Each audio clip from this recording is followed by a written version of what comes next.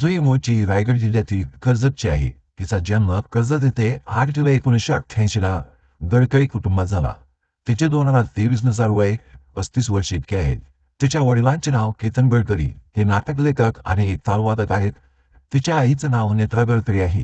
ते दोघेही MTNL मध्ये काम करतात. जुईची कर्जतमध्ये जॉईंट फॅमिली आहे. ती प्रसिद्ध मराठी कवी आणि नाटककार राम मनीष गडकरी यांची नात आहे. तिला एक भाऊ असून त्याचे नाव तुषार गडकरी आणि बहीण सखी गडकरी आहे. तिने तिचे प्राथमिक शिक्षण सेंट ऑगस्टिन हायस्कूलमधून केले. नंतर 12वीचे शिक्षण तिने रायन इंटरनॅशनल स्कूलमधून पूर्ण केले. नंतर तिने चंदीबाई हिम्मतलाल मनसुखानी येथून मास मीडियामध्ये ग्रॅज्युएशन केले आणि वेलिंगकर इन्स्टिट्यूट ऑफ मॅनेजमेंटमधून डेव्हलपमेंट अँड रिसर्चमध्ये ॲडव्हर्टायझिंग अँड पब्लिक रिलेशन्स या विषयातून MA केले. तिच्या ग्रॅज्युएशनवेळी तिला गोल्ड मेडल मिळालं होतं. जुईने तिच्या करिअरची सुरुवात व्हाईट पेपर कम्युनिकेशन्समध्ये असिस्टंट डायरेक्टर म्हणून केली होती. नंतर तिला जाणवले की तिला अभिनयात खूप रस आहे. त्यामुळे तिने मराठी टेलिव्हिजन इंडस्ट्रीत काम करायला सुरुवात केली. तिने 2010 मध्ये ETVवरील श्रीमंत पेशवा बाजीराव मस्तानीमध्ये चंदा या नावाची भूमिका साकारत टीव्ही इंडस्ट्रीमध्ये एंट्री केली. त्यानंतर 2010 मध्येच झी मराठीवरील माझी या प्रियाला प्रीत कळणामध्ये सोनिया नावाची भूमिका केली.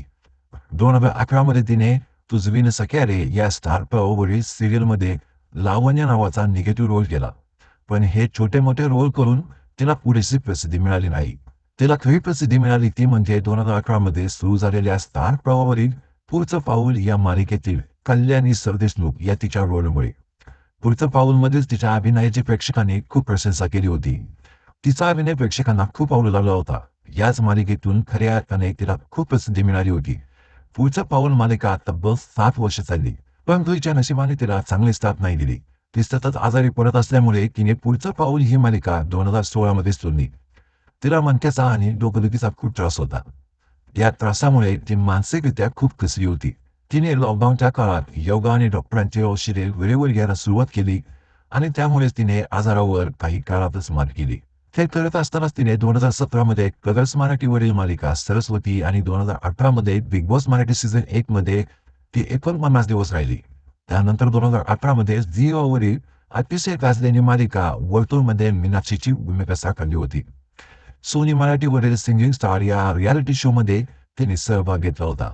2022 मध्ये जुईसाठी पुन्हा एकदा नशिबाने दरवाजा उघडला, तो म्हणजे स्टार प्रवाहावरील ठरलं तर मग या मालिकेच्या रूपाने.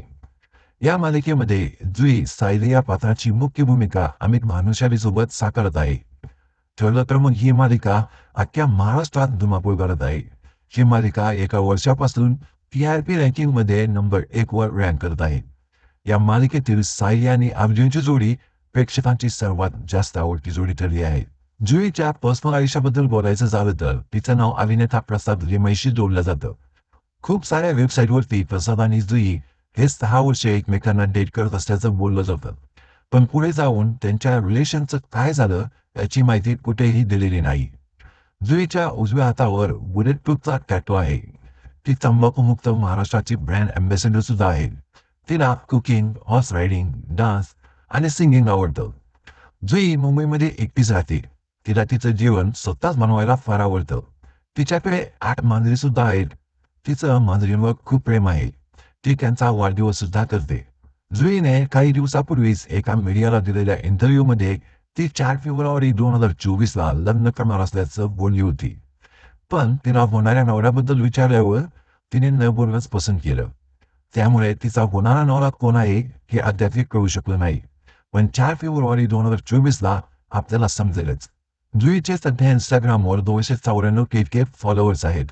मित्रांनो, जुई गडकरीचा जीवन प्रवास तुम्हाला कसा वाटला आणि ठरलं तर मग या मालिकेतील सायलीचा अभिनय तुम्हाला आवडतो का? तुमचं मत कमेंटमध्ये नक्की शेअर करा.